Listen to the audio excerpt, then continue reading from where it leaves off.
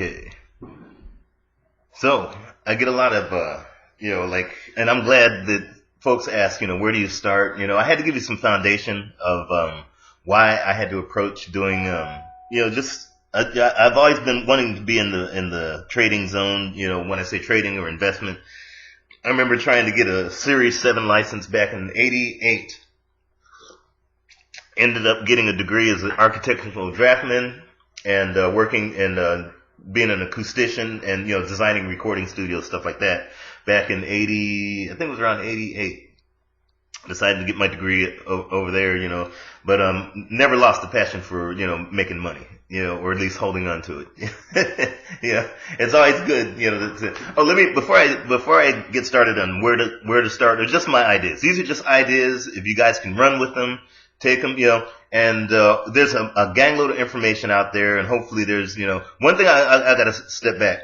Please, if you get a chance, read the description, and that gives you kind of a foundation of, see, my mom raised 7 children alone.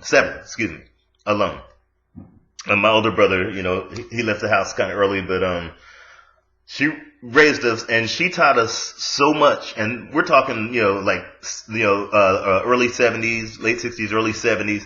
She did, and there wasn't as many opportunities. I'm talking, she's a true warrior. Okay. I mean, this is when, you didn't have all these subsidies, these programs, the government. I mean, it was like you do or die. She was doing so many things for us, and, she still does. I look at her accomplishments now, she's got a pool, got a deck, got a house that she raised all these children in. And now she could retire and do the things. And, she's very, very risk averse, whereas my dad, on the other hand, before they split, my dad on the other hand is he'll throw money at anything. He'll bet on 2 frogs to see which one will turn into a duck. I mean, he had no idea of risk management, but I like his fact that he's able to take that risk. He's like, look, I don't care. You only live once. My mom is like, look, you got to save, you got to work, you got to, I don't care if you got 3 jobs. My dad was always a hustler. He'd have 2, 3, 5, 10 jobs if he had to. And we're talking 60s and whatnot. Let me tell you something.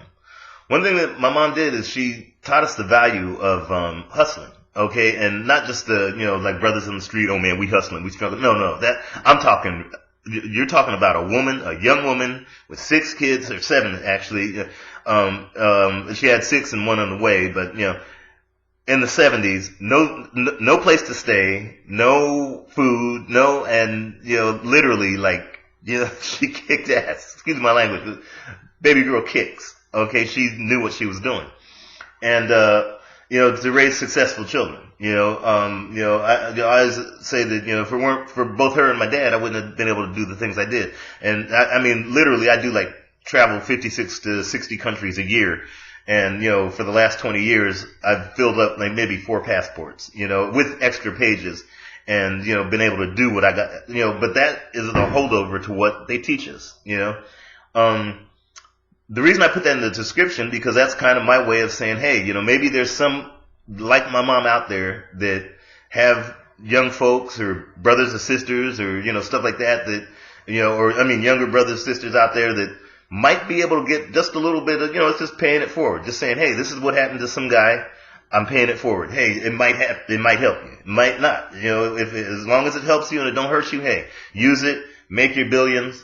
If I call you in 10 years, if I ever, I'm just joking when I say this, but I call you in 10 years and, your secretary's, lawyer's, accountant's, paperboy who's, friends with the butcher and the guy that, cleans your limousine, if I have to go through him to go ahead and make sure I get a 2-week appointment just to say hi, then I've done my job. In other words, you're so successful, I wouldn't even have to answer. I'd just hang up the phone and say, okay, you made it. That's the bottom line.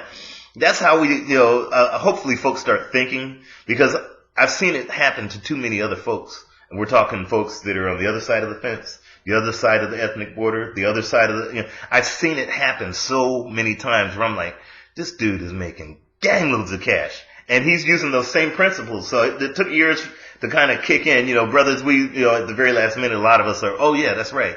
It's like after we're done watching the game, we're like, oh yeah. But that's who we are. We just like doing it. But, please read the description. I had to give back to sisters. That's why I said this is for sisters. Because it's my way. I mean, even my siblings. You know, I remember when I did my very first record, and my siblings were there, and they were like, you know, my sisters were there, my older one and my younger one, and they were like, look, slow down. And that was like the foundation of me first really knowing what the music business was, because we put out a record way back in like early 80s, late 70s actually, I think. And they were in the studio with me, and they were like, you know, slow down. They were my inspiration that moment. I'll never forget the words that they said when I was all nervous first time in the studio. But because they always stood there, I was able to perform with presidents. I know you guys by now know which artist I work for and this isn't just a one-time thing. This is what I do. Okay, this is, you know, catering tour buses, you know, hotels, and getting up and having to hate life because, okay, we got another show, and please don't let anything go wrong, because, you know, everybody's going to point at you, especially when you have all the responsibility in your hands. It's just fun. You know, it's something I'll never ever change. You know, I mean, you know, from sleeping in vans to all of a sudden sleeping in, you know, 7-star hotels, if they even can call it that, you know, where you're walking down there in a t-shirt and sweats, and there's some, like, you know, diplomat or premier eating breakfast right across from where you're eating, and the breakfast is paid for. I love it. I just got to be real with you.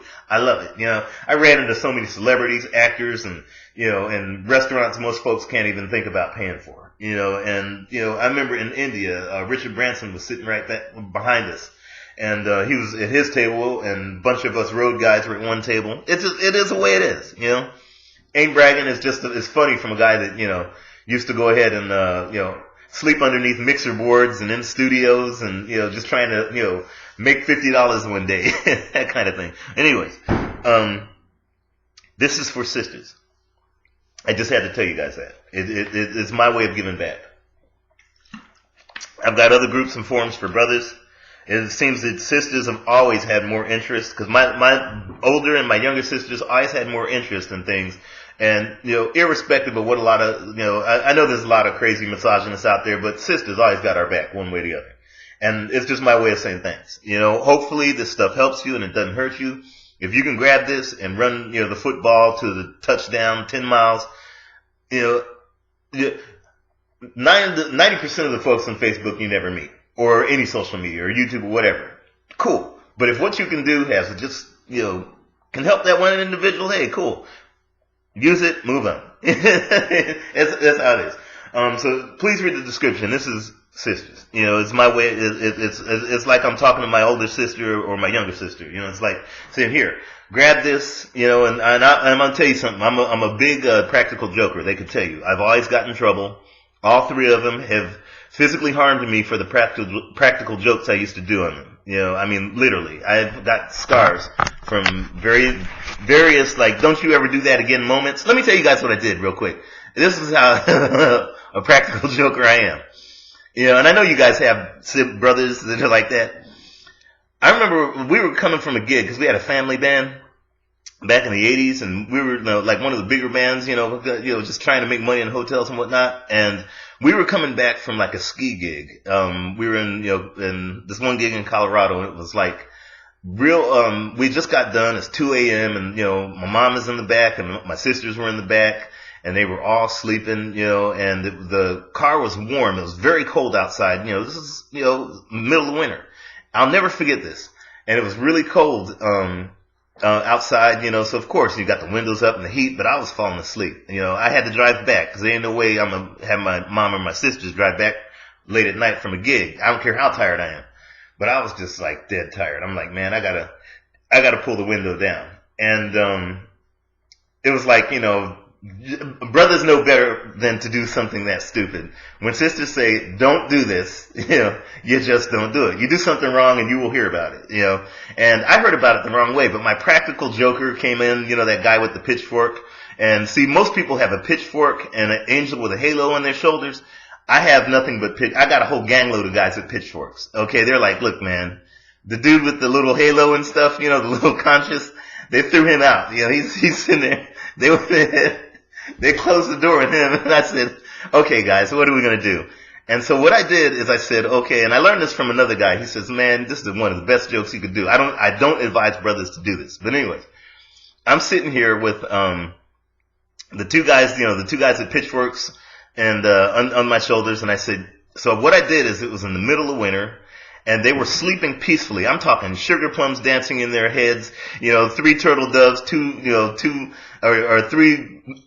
maids of milk and 7 swans of swimming, 2 turtle doves and a partridge in a pear tree. I'm talking, they were like, sugar plums dancing in their heads. They were dreaming. They were so comfortable. The heat was on in the car. I could just tell that, man, everybody was just having, very nice dreams. And I have to drive over 100 miles back in the middle of winter. The jokester came out. So here's what I did. I went and I stepped on the brakes and swerved the car a little bit and I screamed, ah! And then I went ahead and just continued as if nothing happened and with a smirk on my face. And all I remember was getting hit in the back of my head. I don't know who did it, but I remember getting hit in the back of my head, and I've never heard cuss words in different languages before. I think that's the first time I heard, don't you ever this and that and that. And I mean, it was like, I strongly recommend if brothers want to keep their marriages, don't do this, okay? But this is kind of the practical jokes. I'll never forget that. It was quite interesting. I wonder if they'll ever remember that. If my mom or my sisters, I'll never forget. I remember doing stuff like, they could tell you there's a lot of jokes, a lot of practical jokes I pulled, which but that's how brothers are. Anyways, with this area, at least for the time being, I'm just trying to to give it back to those who've given me so much. Okay. And, those who were either in the recording studio on the very first pivotal moment of me ever getting in the biz or doing jazz gigs with my mom. I just want to make it there. Brothers, I got other forums for them. But anyways, getting started. Okay. One thing that you have to do is think of a plan. I don't give anyone, I'm just telling you my plan or how I look at things. Other folks, you got to look at the things the way you guys look at it. You guys are more in depth with what's going on. So look at the way of your investments, your things that fit you and fit your families and fit your life. That's what it's all about. What fits you? I'm just telling you what fits me. And I give these to folks, sometimes on the road and they're like, man, I didn't know this could work. Some folks have worked successfully for it. I talk to them and they're like, man, that thing that you showed me a long time ago back in such and such, man. And I'm like, sometimes I don't even remember it. All I know is it helped them. Cool. So anyways, first and foremost, this is about discipline. And that's why I said read the description, because that's going to be whether you're going to make money or not, is how disciplined you are. It's discipline. Pure discipline. I always like to say that, because there's a lot of things that I do. You could tell how disciplined you are by like a lot of folks, I know sisters, you've probably tried every, health, diet, whatever, or every New Year's resolution. I'm going to get to the gym. I'm going to this and that and that. I'm going to tell you something. That's discipline. That's whether you're going to make money or not, is how you have it inside your mind. Okay. It's discipline and money management. That's how folks make cash. That's how folks trade well, invest well.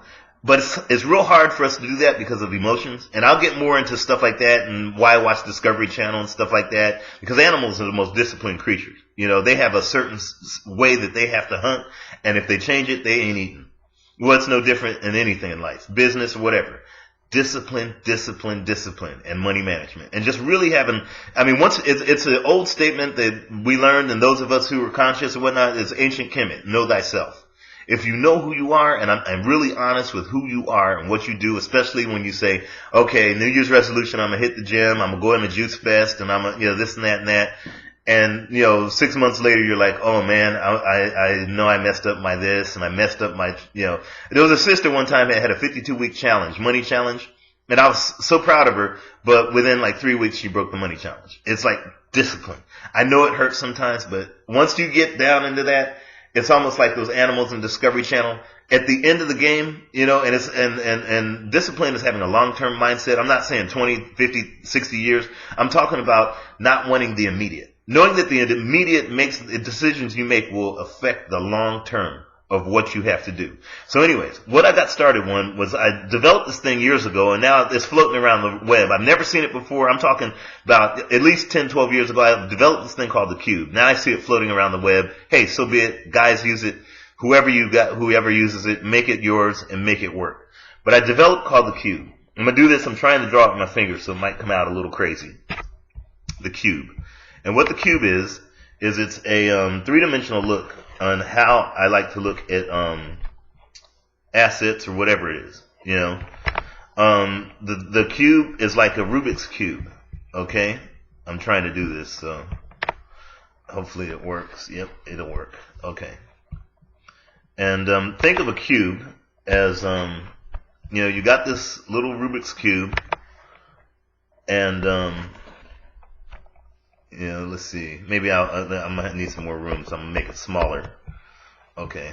I'm trying to draw this with my fingers. It's the first time on this laptop that I'm doing this, using paint. Okay. Let's see if this will work. Oops. One more time. Okay. Okay. Here we go.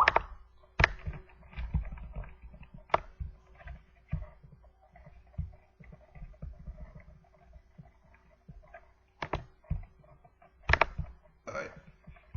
Now, let's do this. So you got this Rubik's Cube.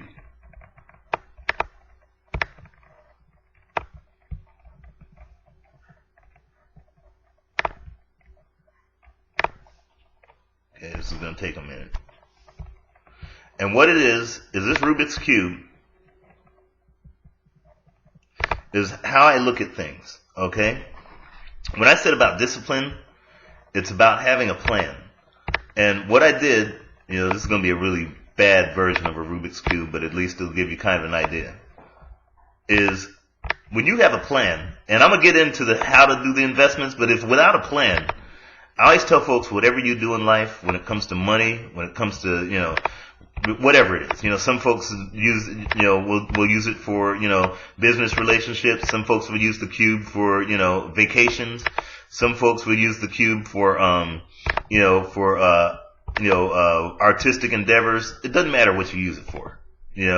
It's make it yours. Make whatever it is yours. Whatever you do, whatever tools. And I tell folks one thing, always get as many sources as you can. All I am is just one source. There's a ton of sources out there in the world I get so many websites and so many, links and so many books and so many, I'm not saying inundate yourself to where you don't, where you're spending your life trying to learn one thing, and just getting what we call information junkies. Get what pertains to what makes it work for you. That's what I always tell folks. Whatever works for you. Whatever can expedite your learning curve, the things that you need, the things that you want. One of the reasons why I got into this is I wanted to develop an algorithm where folks can use that weren't even into the investment, or anything like that. An algorithm, because I'm a programmer. That's what I do.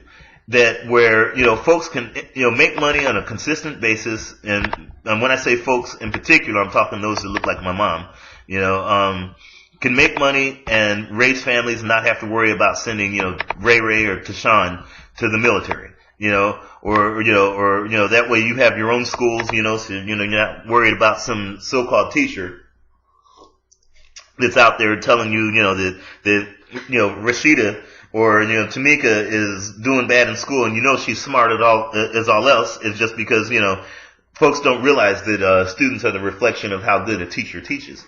So if the teacher has more interest in making sure that the individual student has, is very powerful and can do well, then of course you're going to see the results, But, just things like that. Or, we could have our own good medical care instead of having to go ahead and rely on someone. You can actually pay for a good insurance company that can, if you have to, travel somewhere to the, Treblinka to go ahead and, make sure that an ingrown toenail is taken care of, you can actually do it. So I wanted to develop an algorithm. So I spent as much time as I could to work on this, algorithm that says, all it's about is giving folks the ability to make enough money to live. And those who want to take it further, so be it. Take it further. I'm all for it. My thing is like, look, do whatever it is that makes it work for you and makes your life easy. You know, I mean, that's all, that's, you know, like I said, those that look like my mom, you know, cause I know if she had it, things would have been like night and day for her. No doubt about it. Anyways, this is a Rubik's Cube that you see right here. Basically what it is I had a plan. I said, I want to know everything from time to the risk to, you know, possible return, or what I'm anticipating, or what I, you know, in order for me to get this, I have to give this, you know, in order for me, and again, you could use this for vacations, you could use this for, you know, any idea that you have in life, you could put it into a three-dimensional look as what's called a cube.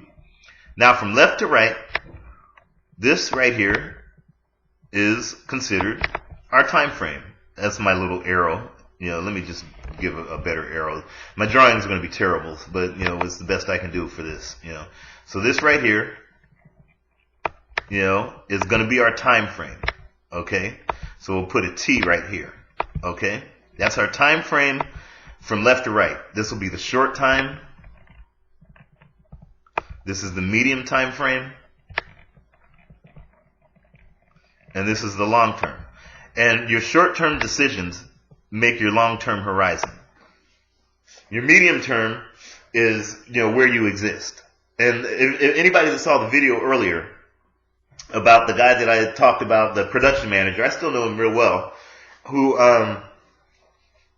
the last time I remember talking to him, he was, on tour with, Aerosmith. We had just finished a gig in Vegas. I think where were we playing? MGM. We had just finished playing the MGM and they were playing the day after us. Or I think it was was it Aerosmith or Bon Jovi? Something crazy, you know. I think it was Aerosmith. Because that's when he was just running around going, hey, oh man, I haven't seen you in years, and this and that. But, so this, hopefully you can see the T. That's your time frame. Now, time frame is, you know, again, your short-term things, you know, investments. You know, that could be short-term things like, you know, that you expect to invest in. I call short-term things, you know, or which are usually more of the riskier things, you know, or, you know, if they're very short-term, 6-month CDs to 6-month currency accounts to 6-month futures or whatever. It could be that, for me, that's short-term, unless I'm day trading. Medium, 2 years, 3 years, 5 years. Some of you medium-term can be 10 years. It's what fits you. What makes you feel good about what you have to do for you, your family, your children, you know, your pets, your walls in your house, you know, your shoes. I don't care what it is. It's what fits you as an individual. Because a lot of times folks will give you the outlook of, man, I got the hookup. I've got this. Hey, if it works for you, grab that and grab something else. Grab what works.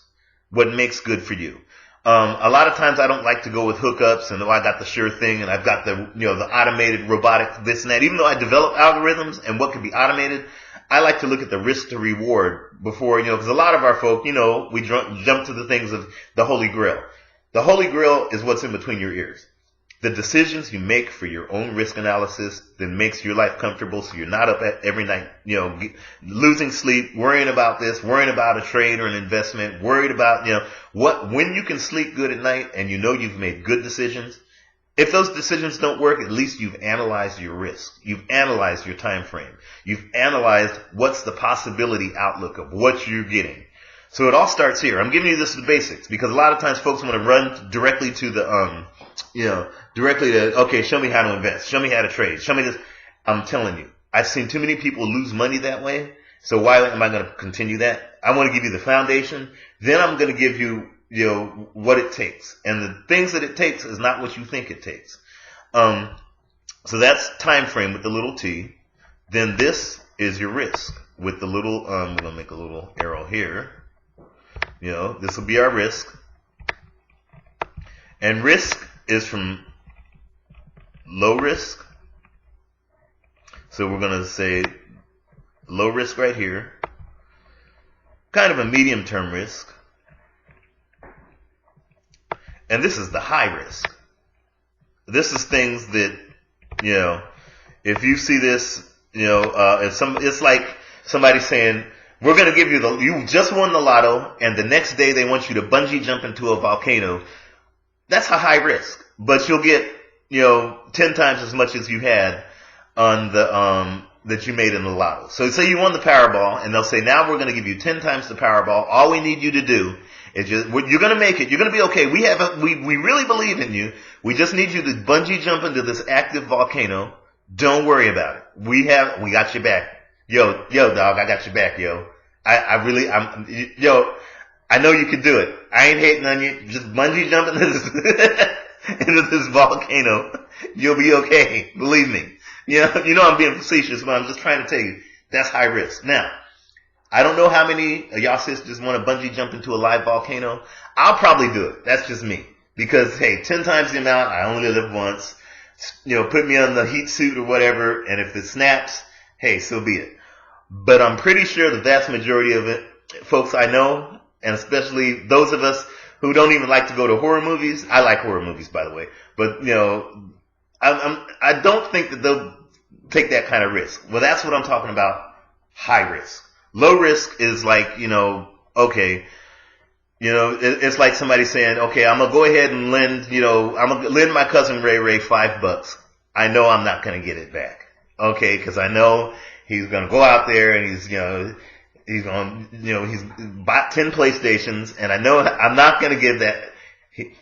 I loaned him $5. It's $5 that's gone that I'll never see. And if I ever see it again, I'll have a better chance of riding a unicorn from here to Nepal and, being able to dine and drink very good vodka with the Pope.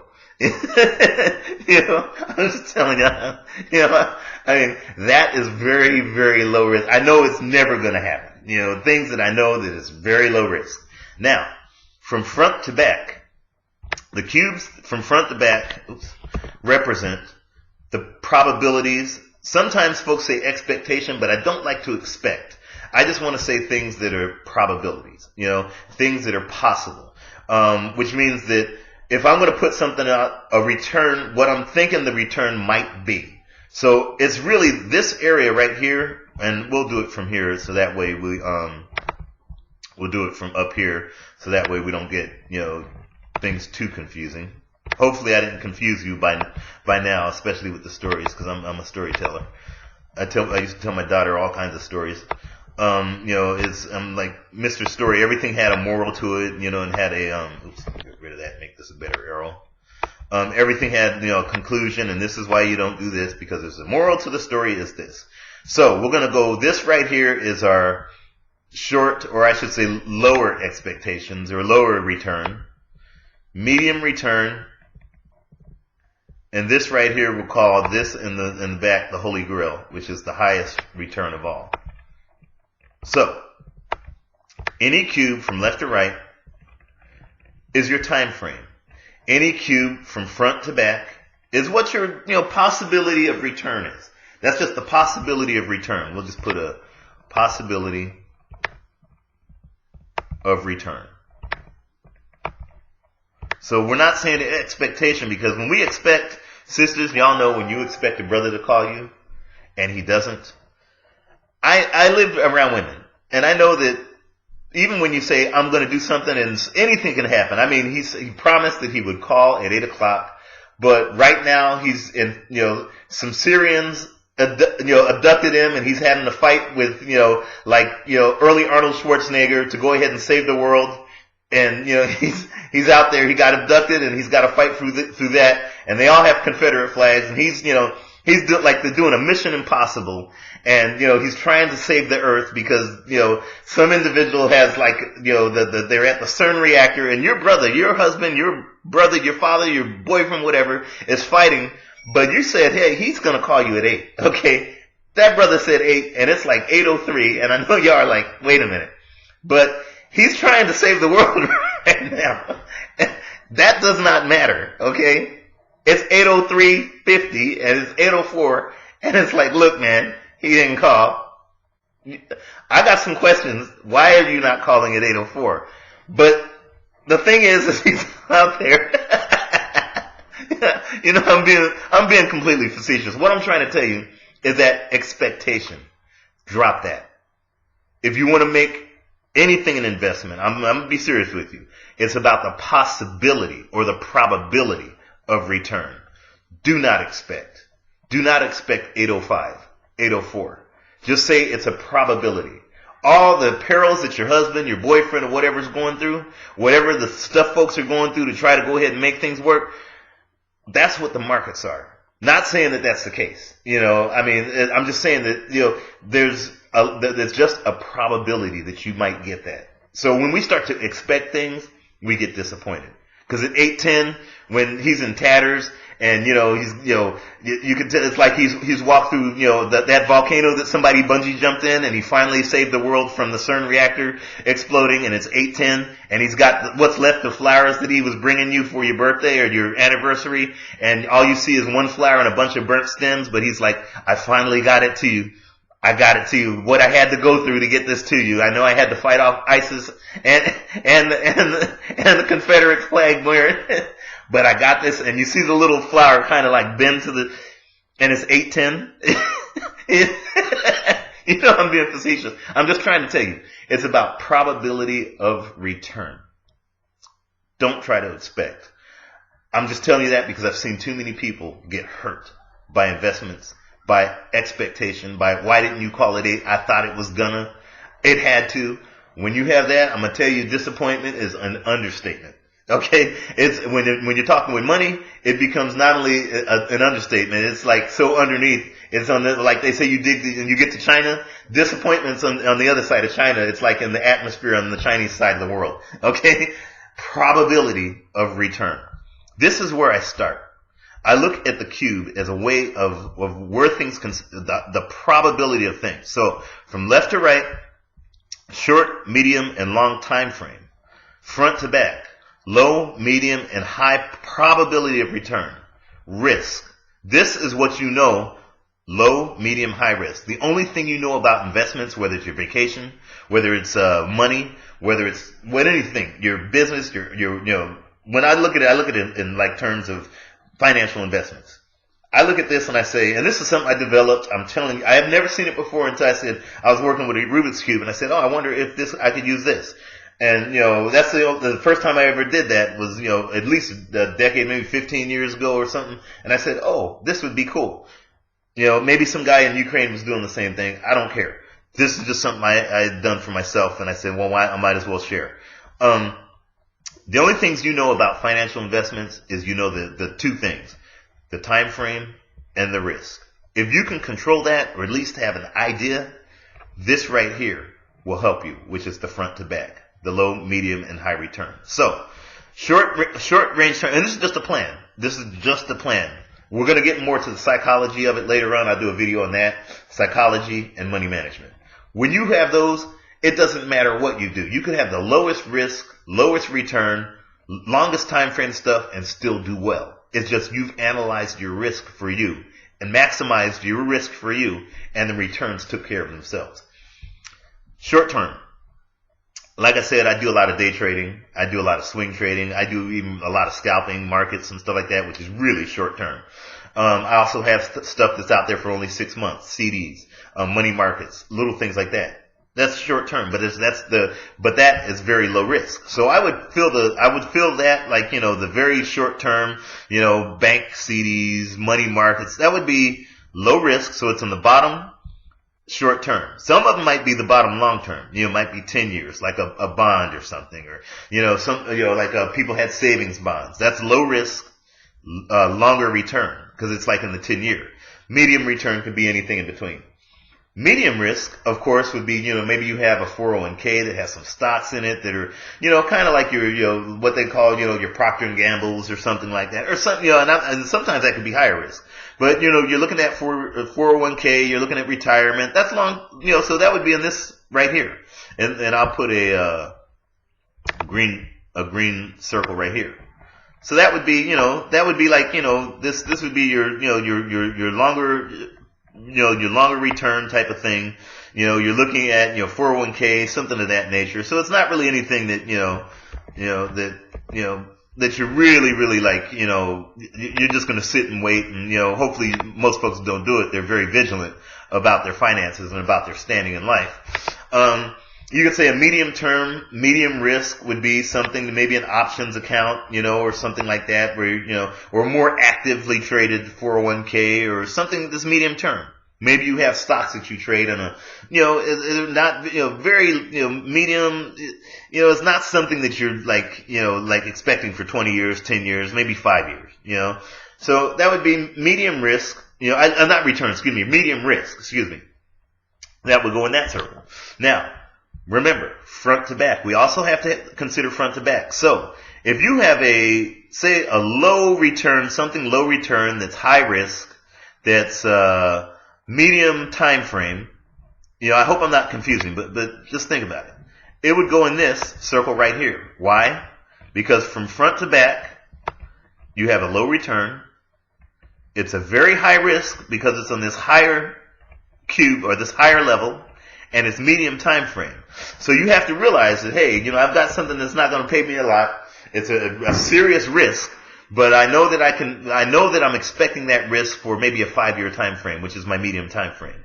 Say you have something that's everybody wants low risk, high return, low time frame, which is it would be in this, column, but in the very back of the cube, in the very, very back of the cube, on this column, on the lowest rung. Everybody wants that. Something that's very low risk, that I could get tomorrow, that I've made $100 million with. Everybody wants that. That's the cube everybody wants. That's the holy grail. Because you made it overnight. You didn't have to, you only spent $2 in order to get it done. And, it just paid you, it just bought your neighborhood, and now you can move, your mom, you can move your friends. You could even move those, that Becky that's at the job site that's always trying to compete for your job. And now that you've made $100 million, you could say, I'm gonna move her across the street just so I can say, aha. So I could just go ahead and gloat and show her how much I've got, and then that way she has to sweat at that office every day, and she's pissed off and hating life, and you can just make her feel good about how much life she's hating. I'm being mean, but, I'm always, like I said, I'm a joker. I'm always clowning around, but it's for the better. Basically, you just have to analyze what your risk is. There are all kinds of vehicles that have that risk. Hold on to that thought, because I don't want to do this on quote-unquote camera, so I'm going to have to go to the other room for a minute.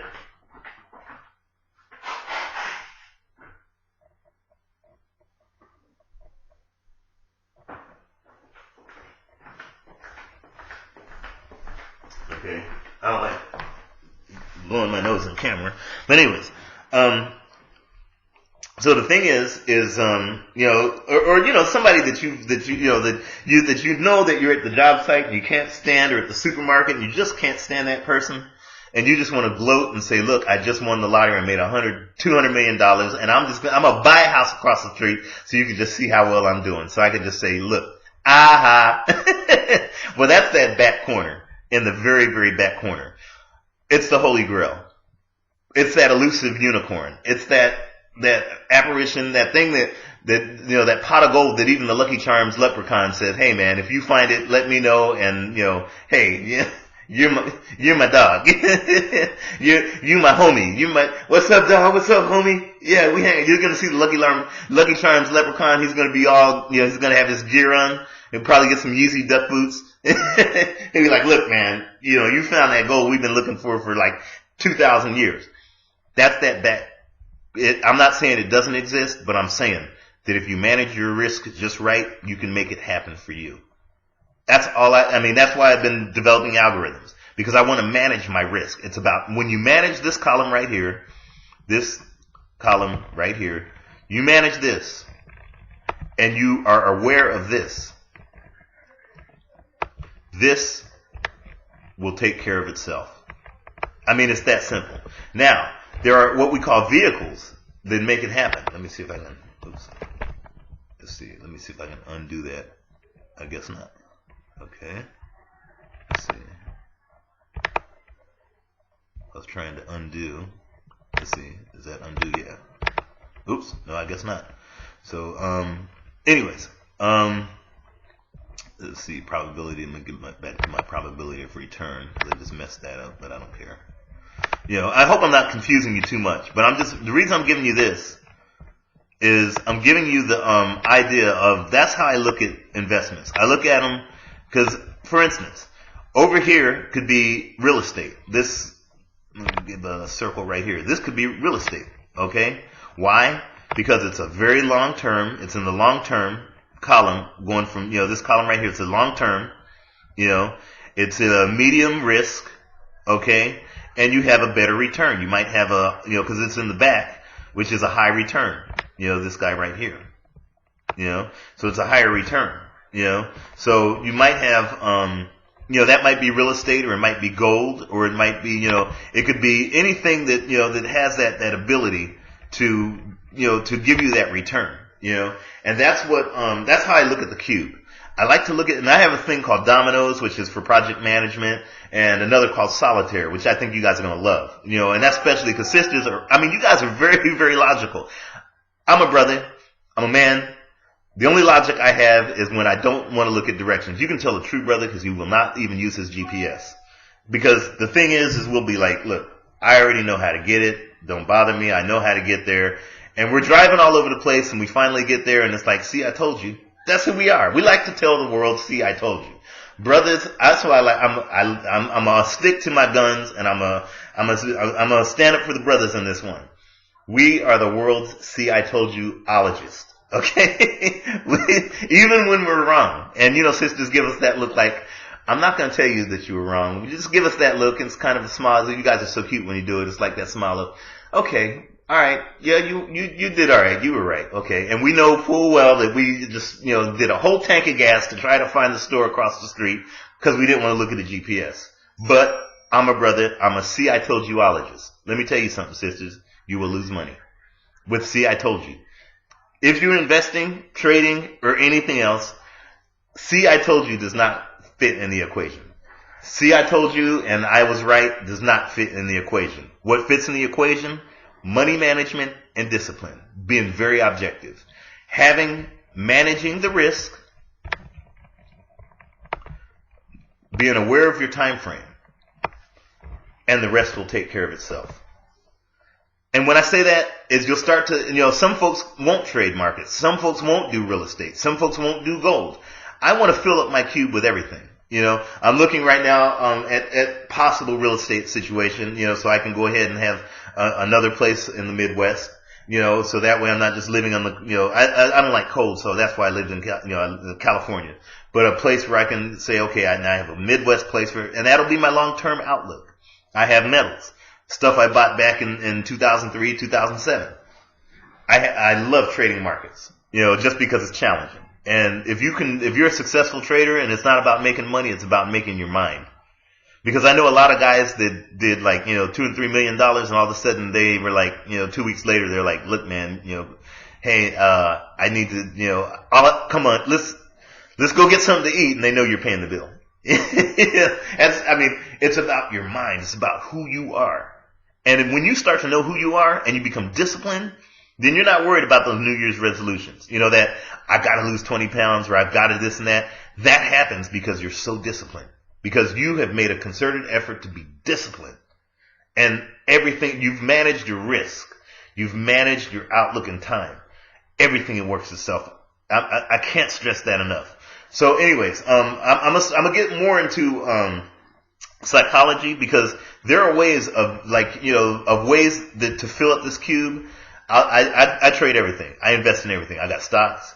I got interest rates. I got futures. I got currencies. I do binary options. I'm working on this thing for binary options. It's off the hook. Okay, it's sick in terms of return, because I wanted to measure the risk, and it's what's called premium collection, which means every day I want to make sure that I don't spend, I get. So what I'm doing is I'm doing a premium collection thing. I don't care if it's $20 or $200. Now, I've been fortunate to do $20 per contract, which means that's 10 contracts and $200 for every hour. Okay, that I put this on. I love doing stuff like that. It's like, okay, all right, and that's just 10 contracts. You can, the number of contracts is up to you, but that's for binary options. You could use this for but that's something I'll get in down the line. I like premium collection because it's like an insurance company. You're not putting money out, you're just getting premium. And if it goes against you, you just go ahead and keep what you have. So say you were expecting, or I should say not expecting, slap me. The probability of return was $200 or $20 per contract. If I get 15, hey, if I only get $150 in that hour, no problem. I'll go with $150 an hour. It's just the probability of return. But that's something I've been working on, and I've been working on over the weekend, and trying to, and trying to really solidify that so it could be an ongoing process for people that don't know. But I want to get the mindset first before getting anything else, because without the mindset, you could be I've seen folks making money for 10 years and lose it in a week. One guy lost an entire month's worth of wages, and I'm talking his month of wages like 50 grand. He lost it in 20 minutes because he did not have the mindset. The mindset, the risk, and the time, and I'm going to tell you, the returns will work themselves out. I know this is an extremely long video, but probably one of the most important you'll get on this site. Anyway, sisters, hopefully this works for you. If you can use it, hopefully it's the best.